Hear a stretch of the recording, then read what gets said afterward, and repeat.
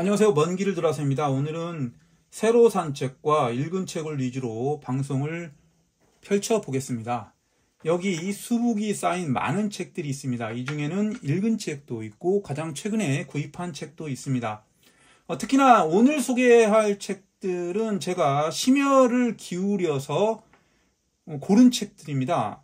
물론 읽지 않은 책도 많이 있지만 이 책을 읽어가는 기대감으로 저는 약간의 흥분 상태라고 말씀드릴 수 있겠습니다. 그러면 오늘 한 권 한 권씩 소개하는데 제일 먼저 이 아메리카의 비극부터 이야기하겠습니다. 여기서 아메리카의 비극은 예전에 구입한 책인데 가장 최근에 읽었기 때문에 오늘 이렇게 소개하는 것입니다. 자, 책의 실물입니다. 책 전면에 이렇게 사진이 한 장 있어요. 햇빛을 구름이 가리고 있죠. 자, 이것은 어떤 주인공의 욕망을 구름이라는 어떤 사회적 환경이 막고 있다. 그런 식으로 해석해도 됩니다. 책의 내용을 잘 표현한 사진이라고 생각됩니다. 밑에 보면 자연주의 문학의 거장 드라이저의 대표작 영화 젊은이의 양지의 원작 소설이라고 띠지에 표현되어 있습니다.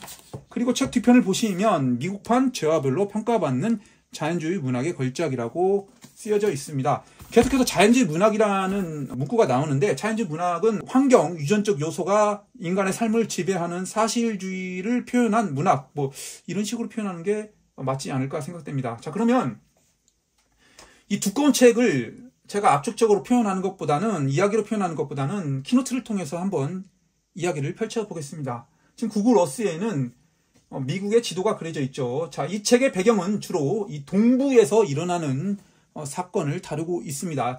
키노트를 통해서 압축적으로 이야기를 펼쳐보겠습니다. 아메리카의 비극 실물이 있고 그 다음에 작가입니다. 시어도 드라이저 1971년 미국 인디애나주 출생 독일 이민자 아들이라고 합니다. 17세에 시카고에서 접시닦기 등을 전전했다고 합니다. 실제로 주인공을 통해 자신의 삶의 일부가 투영되어 있습니다. 그리고 대학을 중퇴하고 신문사 기자로 활동했다는데 신문사 기자에 활동한 그런 이력이 또 일부 책 내용에 포함되어 있습니다. 주요 작품으로는 시스터 캐리 자본과 거인, 아메리카의 비극. 이 중에서 아메리카의 비극이 가장 대표작이라고 할 수 있죠. 그 다음에 1947년에 사망했는데 사망 직전에는 공산주의로도 활동했다는 이력이 있습니다. 자, 이 책은 소설로도 유명하지만 영화로도 유명하다고 하죠. 이게 소설이고 이것을 1951년 젊은이의 양지라는 제목으로 영화를 상영했고 대히트를 펼쳤다고 합니다. 우리에게 너무나도 유명한 배우 엘리자베스 테일러가 여자 주인공이었습니다. 엘리자베스 테일러는 저 어렸을 때도 배우로 출연한 영화가 있었습니다. 그리 사망한 지 그리 오래된 배우는 아니죠. 자, 줄거리입니다. 줄거리는 제가 설명하는 것보다 위키백과를 봤더니 너무나도 줄거리가 잘 표현되어 있길래 제가 그것을 발췌했습니다. 그래서 한번 읽어보겠습니다. 종교와 가난 때문에 심한 제약을 받고 불우하게 성장한 주인공 클라이드가 자신이 동경해온 상류사회로의 진출을 위해 가난한 애인을 죽이고 그 자신도 살인범으로 처형된다는 이야기가 바로 이 책의 줄거리입니다. 그렇습니다. 이 책은 한 가난한 젊은이의 욕망과 그 욕망이 좌절되는 그런 이야기를 다루고 있습니다. 그런데 이 줄거리에서는 핵심 사항을 스포하고 있어요. 즉 애인을 죽인다는 것과 자신도 살인범으로 처형된다는 이야기는 줄거리에서 핵심 사항이지만 그러나 이것을 스포가 노출된다고 해서 책을 읽는데 전혀 지장이 없습니다. 자, 위대한 문학은 이러한 스포도 다 이겨내고 그 진가를 발휘하는 법이고 그리고 책을 읽다 보면 어느 정도 결말이 예견된다는 것을 알고 있습니다. 그렇습니다. 이 책은 결말이 중요한 게 아니라 그 문장 책을 읽어가는 그 구절 모든 것들이 다 중요하기 때문에 이런 스포는 별로 중요한 게 아니죠. 그러니까 줄거리를 알고 있다고 해서 책에 대한 어떤 방해 요소는 아닙니다. 자, 줄거리까지 얘기했으니까 그러면 책에 대한 제 의견을 한번 이야기해 보겠습니다. 자, 자연주의 문학이라고 했어요. 자, 그 자연주의 문학을 철저하게 따라가고 있습니다. 이 책은. 그것을 제가 달리 한번 표현해 봤습니다. 자, 환경과 유전이 있습니다. 거기다 우연히 아무리 감이 되더라도 대부분의 인생은 필연적 귀결을 맞게 되어 있습니다. 가난한 자는 가난하게, 부자는 부자로 생을 마치는 그런 필연적 귀결이 있는데 그것을 제가 함수식을 사용해서 한번 표현해 봤습니다. y는 fx. 자, 여기서 x값을 갖다가 무엇을 넣는다면 결과가 y값이 되는 것이죠. 자, 그럼 저는 이 책을 빗대서 한번 표현해 보겠습니다. 자, 주인공이 가난했어요. 만일 가난을 순응했다면 인생은 그냥 가난하게 사는 걸로 끝났을 거예요. 그러나 이 책의 주인공 클라이드는 가난했어요. 그런데 욕망이 있었습니다. 그러나 사회는 가난한 자의 욕망을 허락하지 않죠. 그래서 결국은 비극으로 끝난다. 자, 이 책의 내용입니다. 자, 이것이 어쩌면 우리가 사는 세상의 현실이라고 표현할 수 있고, 이 책은 그 현실을 너무나도 잘 표현한 책이라고 말씀드릴 수 있죠. 이어서 책을 읽으면서 떠올린 저의 생각입니다. 태생적 신분과 후천적 업적이 있습니다. 우리는 태어나면서부터 정해진 어떤 신분이 있고, 그 다음에 그 이후의 삶, 그것을 후천적 업적이라고 하는데, 자, 인간이 보편적으로 이 태생적 신분과 후천적 업적에 대해서 어떤 태도를 보이는지 제가 한번 생각해 봤습니다. 태생적 신분이라고 한다면 어느 집안에서 태어났냐, 어느 가문에서 태어났냐, 이걸 말하는 것이죠. 그리고 지적으로 어떠냐, 신체적으로 어떤 상태로 태어났냐, 그리고 외모는 어떻냐, 이것을 바로 태생적 신분이라고 하는데, 대부분의 사람들은 태생적 신분에 대해서는 겸손하지가 않아요. 자, 그렇다고 겸손하지 않고 과시한다고 해서 누가 그렇게 나쁘게 평가하지도 않습니다. 이럴 때 운동선수가 자신의 운동 능력을 최대한 발휘한다든지 어떤 외모를 뽐낸다든지 그렇다고 해서 누가 그것을 그렇게 비난하지 않습니다. 자, 즉 태생적 신분은 과시하려는 경향이 있습니다. 이것은 본능인 것 같습니다. 반면에 이 태생적 신분에서 매우 안 좋은 현상이 있는데, 태생적 신분이 뚜렷하게 높은 사람이 안 좋은 사람을 경멸하는 경향이 있습니다. 물론 그걸 드러내놓고 하지는 않겠지만 마음 한구석에서는 경멸하는 그런 본성이 있어요. 반면에 놀랍게도 후천적 업적은 오히려 겸손한 태도를 보여주고 있습니다. 그리고 후천적 업적을 이루지 못한 사람한테는 경멸 대신 연민의 감정도 느끼고 있습니다. 이것이 제가 생각하는 인간의 일반적인 보편적 태생에 관한 성향이라고 생각하는데, 이 책에는 이와 같은 인간의 본성을 아주 잘 표현했다는 것이 책을 읽고 난 저의 생각입니다. 계속해서 저의 생각입니다. 끊임없는 내면의 시소게임에 대한 묘사의 궁극치. 자, 이 책에서는 주인공이 어떤 악행을 벌이려 할 때 내면에서 선과 악이 끊임없이 평행을 이루다가 한쪽으로 기울어집니다. 대부분은 악 쪽으로 기울어지는데, 그 악을 실행하는 과정에서 반복적인 자기 정당화가 일어나면서 심정의 변화가 일어나서 결국은 악행을 실행하는데, 그와 같은 내면의 선과 악의 평형을 깨는 감정 묘사가 너무나도 잘 표현되어 있는 책이 이 책이라고 말씀드릴 수 있겠습니다. 계속해서 이어지는 저의 책에 대한 생각. 감정의 세밀화, 즉 세밀화라는 것은 캔버스에 물감을 사용해서 그리는 것인데, 저는 문학의 세밀화라고 이 책을 표현하고 싶습니다. 즉 캔버스 대신에 종이 위에 물감 대신에 펜을 사용하여 주인공과 등장인물의 감정을 너무나도 아주 작은 감정의 흔들림까지 잘 묘사한 책이 바로 이 책이라고 생각해서 이렇게 표현해봤습니다. 더군다나 인간의 뇌에서 창출되는 마음은 온 우주를 집어삼키려 하다가도 먼지 하나와 같은 작은 거에도 상처를 받는데, 그만큼 감정은 오묘하고 묘사가 어려운 것인데, 이 시어도 드라이저는 이것을 아주 잘 표현했습니다. 그래서 이런 걸 표현해봤습니다. 계속해서 주인공에 대한 연민과 증오의 반복입니다.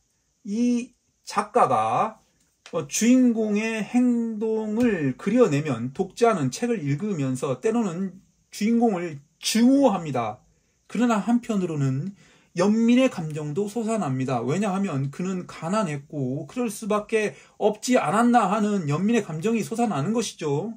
따라서 작가가 주인공을 연민과 증오의 감정을 일으키도록 표현함으로써 독자는 농락당하는 것이죠. 여기서 농락이라는 것은 부정적 의미가 아니라 긍정적 의미, 즉 현란하게 펼치는 작가의 작법에 독자가 마음이 동화되어서 오락가락하면서 온갖 감정이 다 독자에 떠오른다는 그런 것을 제가 이렇게 표현해 봤습니다. 한마디로 걸작이라는 것이죠. 자, 끝으로 그러면 책의 가치에 대해서 한번 제가 표현해 봤습니다. 이미 익히 들어서 위대한 작품이라는 걸 알기 있기 때문에 시작부터 기대치가 매우 컸습니다.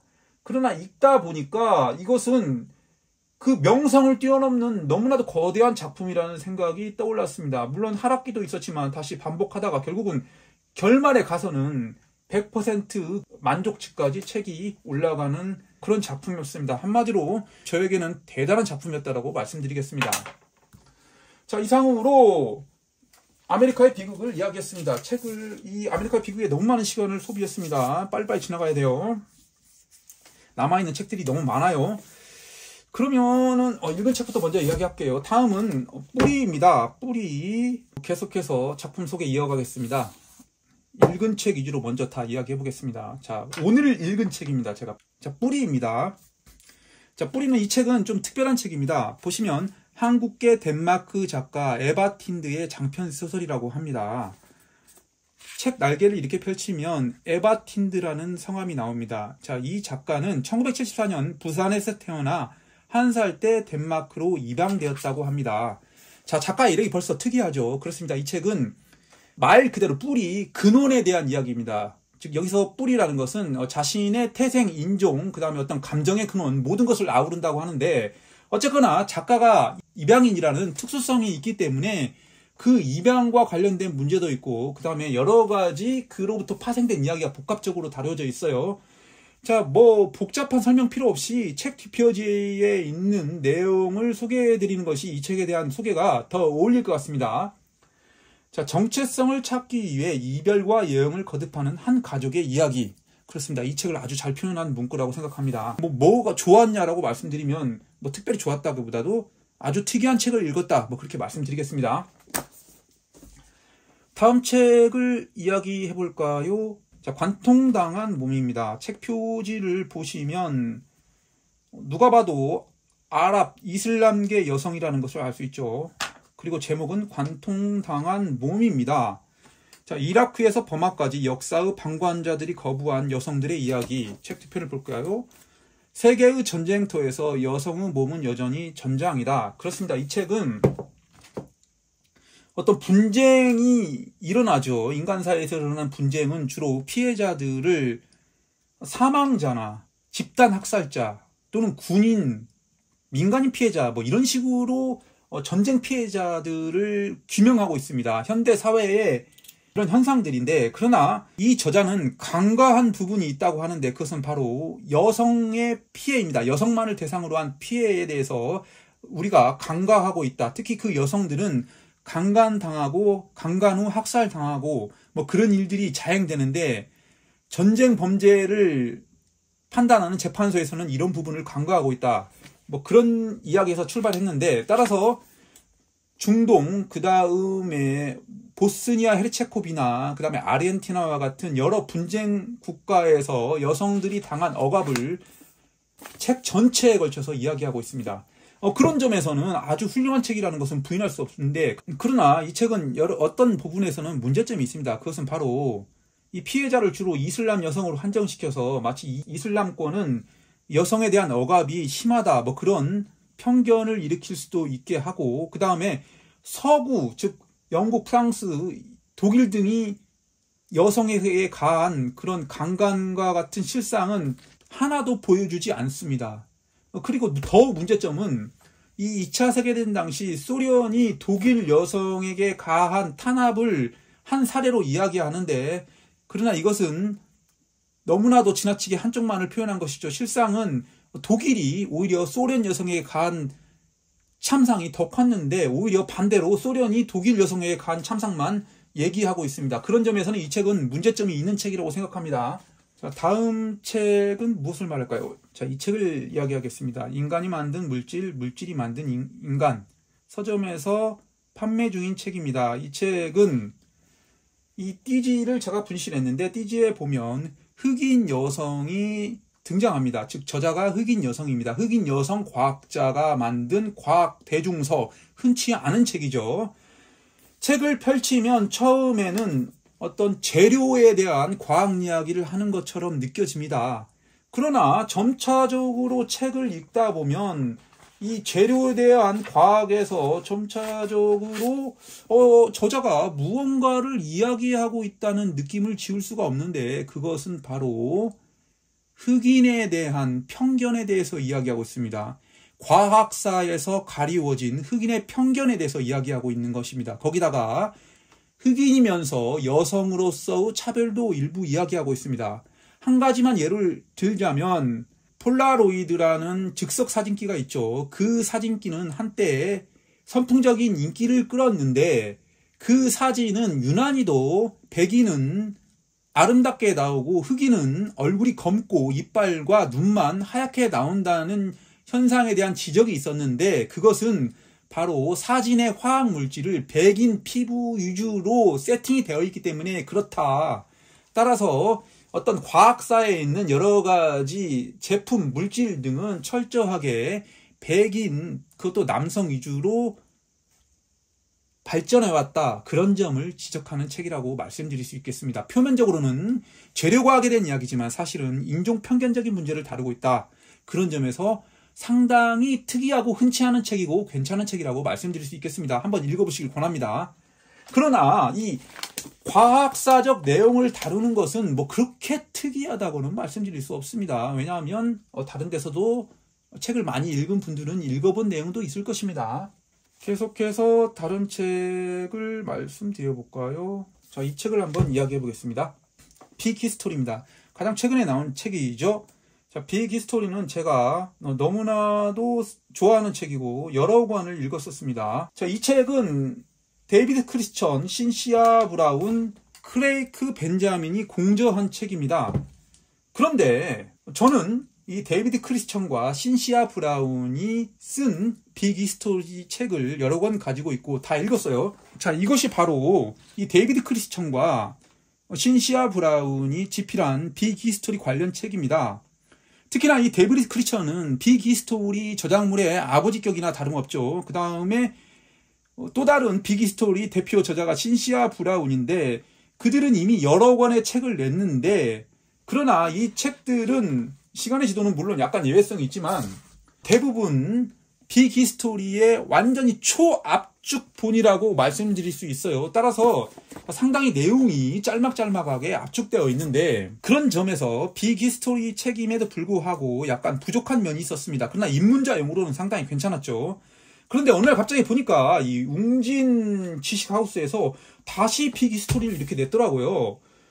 이게 웬일인가? 데이비드 크리스천과 신시아 브라운이 또 책을 냈나 하고 안 사려고 했는데 서점에 가서 실제로 읽어보니까 앞에서 방금 전에 제가 보여드린 책을 더 보완한 책이라는 것을 알게 되었습니다. 그래서 엊그저께 사가지고 지금 상당 부분 읽었습니다.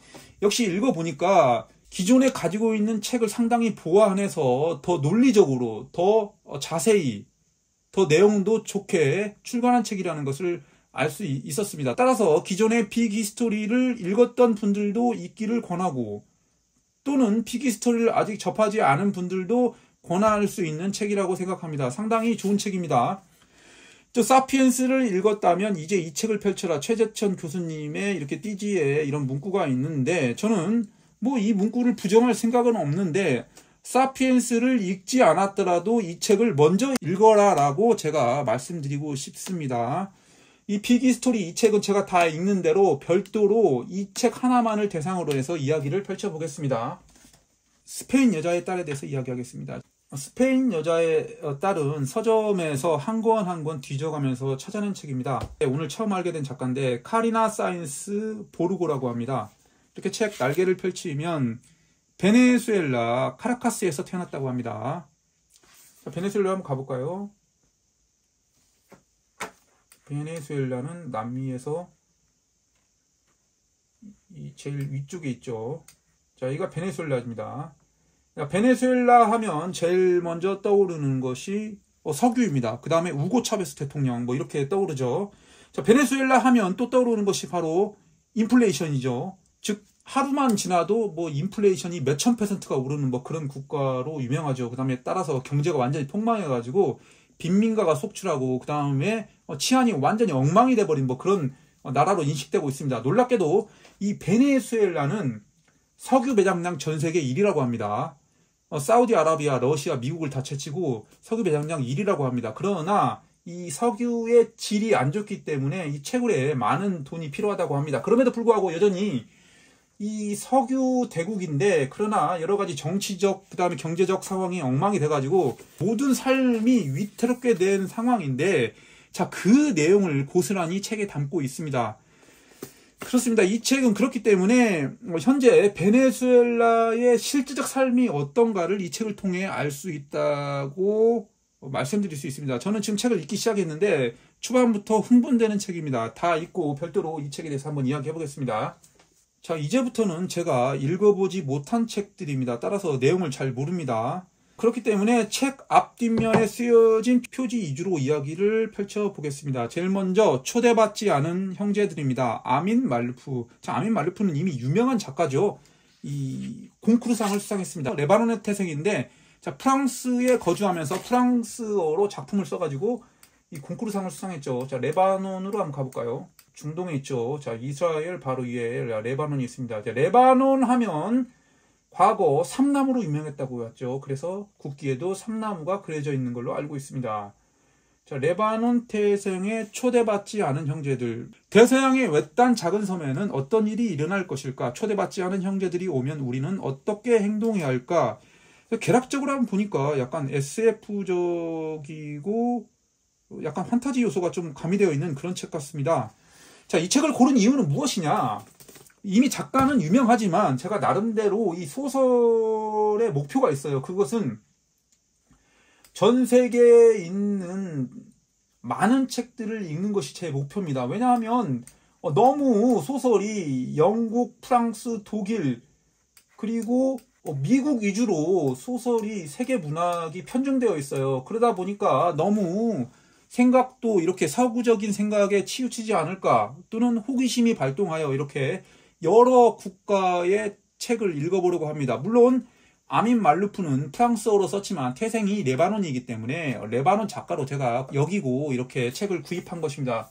그래서 그에 대한 일환으로 동남아 작가의 책을 또 구입했습니다. 함카가 지은 판데르 베이코의 침몰. 이 책은 동남아시아 문학총서 시리즈의 한 권입니다. 이 동남아시아 문학총서는 현재 4권까지 출간된 걸로 알고 있는데, 안타깝게도 이 동남아 문학을 많이 찾지 않기 때문에 더 이상 출간이 계속 이루어질지 그것은 장담할 수 없는 상황입니다. 일부는 품절도 된 상황이고요. 그런데 이 함카라는 저자는 이 인도네시아에서 아주 유명한 사람이라고 하더라고요. 바로 이 동남아시아 인도네시아, 이 일원이 이게 인도네시아죠. 자, 인도네시아 작가의 판데르 베이코의 침몰입니다. 제가 가지고 있는 지금 동남아시아 작가 책이 이 그림의 이면이라는 태국 작가가 한 권 있고, 그 다음에 이렇게 판데르 베이코의 침몰이라는 함카의 인도네시아 작품이 있습니다. 그 외에는 아직 가지고 있지 않아요. 물론 비에타이 응우엔이라는 베트남계 미국인 작가의 동조자라는 책은 제가 읽었어요. 하지만 그 사람은 베트남 출신이지만 철저하게 미국화되어 있는 사람이라고 볼 수 있습니다. 그렇지만 워낙 동남아 작가가 없다 보니까 이 비에타이 응우엔도 제가 나중에 이 문학 작품을 분류할 때 동남아 문학으로 한번 분류해가지고 한번 이렇게 쭉 한번 소개해 볼 계획이 있습니다. 자, 다음 책입니다. 다른 방에는 다른 놀라움이, 더니앗 메나딘 소설입니다. 자, 이 책은 왜 또 골랐냐?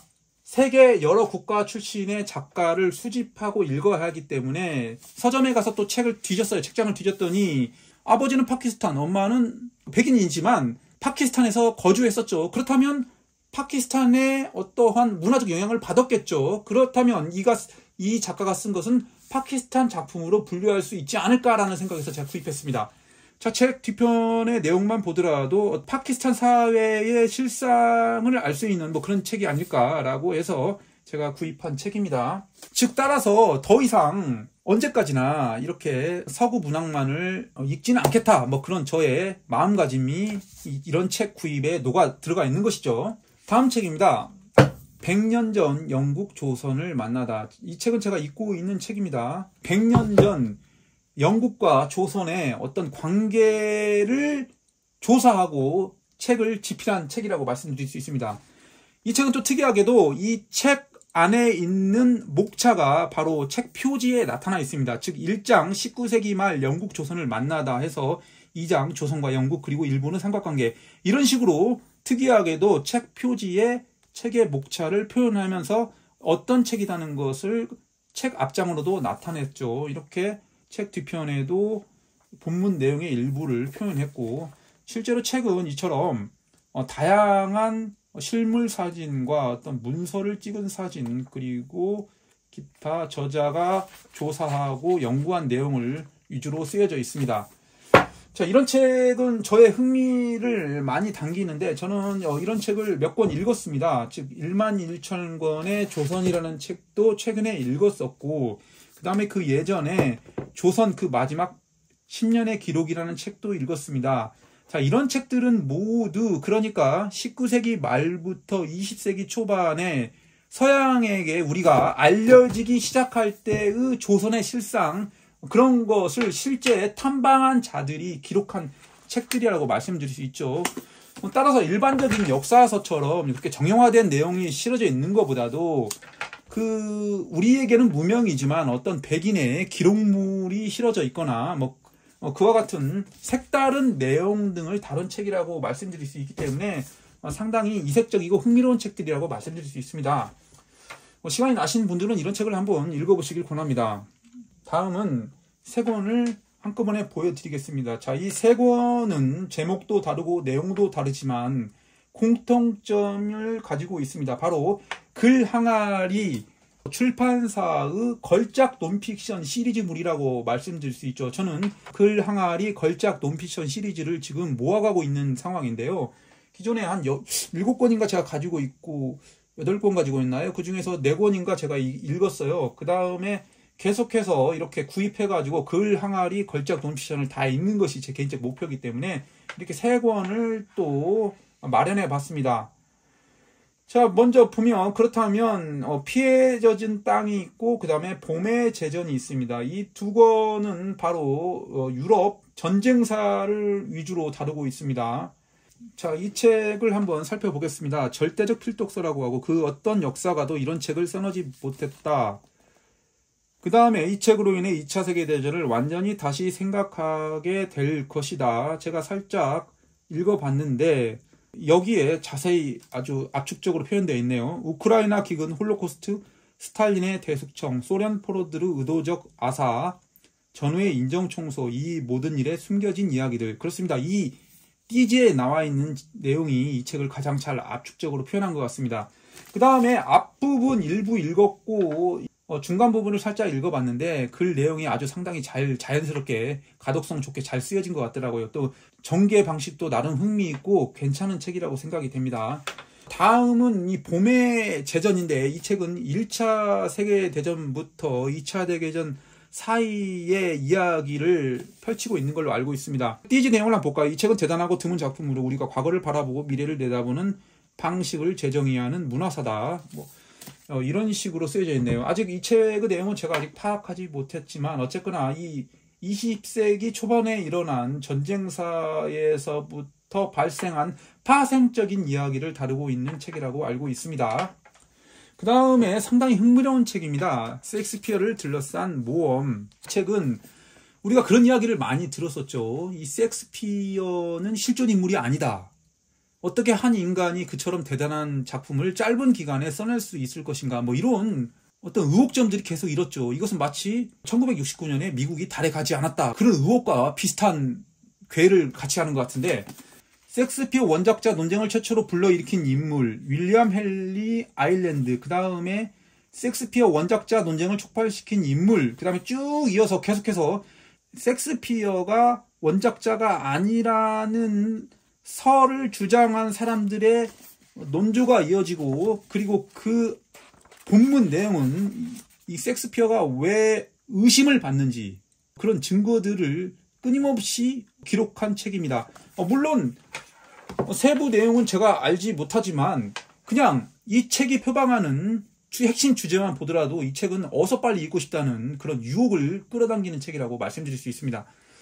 제가 이렇게 글 항아리의 걸작 논픽션 시리즈를 쭉 구입하고 읽어가면서 느끼는 것인데, 이 글 항아리 걸작 논픽션이 무엇보다도 좋은 점은 역사에 숨어 있지만 반드시 알아야 될 내용들을 다루고 있는 책들을 계속 집필하고 있습니다. 이미 어떤 역사의 큰 흐름을 설명하는 책들은 시중에 많이 나와 있죠. 하지만 이렇게 그 큰 흐름 속에서 숨어 있는데 반드시 짚고 넘어가야 할 부분에 대한 책들은 출간이 많이 안 돼 있는 상태거나 아예 존재하지 않는데, 글 항아리 출판사가 그 바로 공백을 이 걸작 논픽션으로 메워주고 있는 것 같아서 저는 걸작 논픽션을 계속해서 읽고 구입할 예정입니다.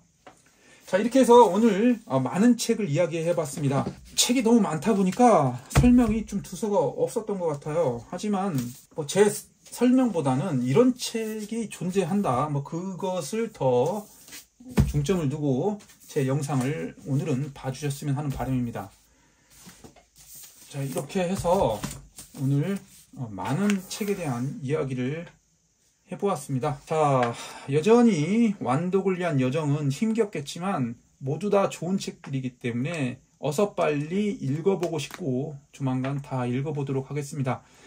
이 고민이 있어요. 그동안 많은 책을 사놨고 많은 책을 읽었는데 또 여전히 읽지 못한 많은 책들도 있는데, 그것을 먼저 읽고 이 책을 읽어야 함이 순서겠으나, 그러나 이렇게 문득문득 쏟아지는 신간 중에 지금 사지 않고 지금 읽지 않고는 못 베길 책들이 너무나도 많이 나오고 있습니다. 그것은 왜 이런 현상이 일어나냐면 제 독서 영역이 넓어지다 보니까 그러는 거예요. 독서 영역이 좁다면 새로 나온 책 중에 이 책은 반드시 읽어야 할 책이다 아니다를 판가름하기 힘겹기 때문에 그냥 사놓은 책을 먼저 읽을 건데, 계속해서 책을 읽다 보니까 저 책이 나왔어? 그러면 저 책은 반드시 읽어야겠구나, 그런 것을 제가 알아채버리는 것이죠. 그렇기 때문에 이렇게 계속해서 책이 쌓여가고 있는 것 같습니다. 어쨌거나 오늘 영상 시청해 주셔서 대단히 감사합니다. 먼 길을 돌아서였습니다.